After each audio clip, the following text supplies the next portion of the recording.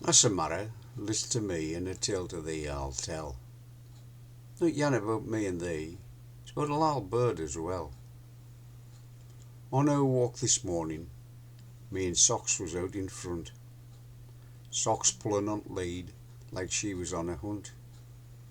Glen and Holly right behind, sniffing all she could. That was when I seen it, coming out of wood. A blackbird on the ground in front of us, standing on your leg. Funny, I thought, it's made no move. Is it trying to beg? Socks hadn't seen it yet, or that is what I thought. Any minute now it'll take off, and that I had no doubt. But it didn't. Instead it stood its ground. It blinked at us, and I blinked back. Nobody else around. Socks had seen it now and was pulling on her lead. I thought I'll have to get her out of way, or that blackbird it is deed. Glen and Ollie was our to the sided path. I said, did you see that bird? It's our there acting daft. I think I saw it yesterday. It was there looking at me. It was standing in sham spot. I wondered if it can flee. I thought it was a wonder that it's lasted thinking of where it's at. Some dog's gonna get it, or maybe somebody's cat. I said to Glen, it's making no attempt to flee. It's standing there not frightened of dogs or me and thee. Then it started to bother us. It needs some help, no doubt. Glen said, let's go back, we'll have to check it out. So we got a box to put it in and set off back through wood. It was in sham spot, just standing where it stood.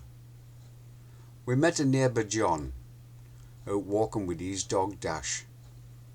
He'd seen it in another garden, and with a dog it had a clash. I said to Glen it must be injured, and this is what we'll do. We'll take it up to the vet's. It obviously can't flee. I said to Glen, try not to make it cower. If we chase it onto the road, it's gonna get run over. Anyway, it made a move and walked over to the fence. It didn't run away. It put up no defence. We took it out to distressed sailors. It's opened as a vet's. The young lass was very helpful and took it to be checked.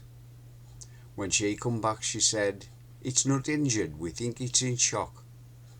There's no reason for it not to flee, its wing it isn't broke. She said it's not a blackbird, it's a very young raven. Its mother will have been feeding it, and that's the bird you're saving. Glen said we'll take it back, but lass said there is no need. We'll keep it our neat and we'll give it some feed. We know a lass in Maryport who takes this kind of bird in shock. She'll feed it up and look after it, and release it to the flock. Taking it back and leaving it might put it back in danger, for dogs and cats, and the occasional unkind stranger. I hope she does alright and gets a chance to grow.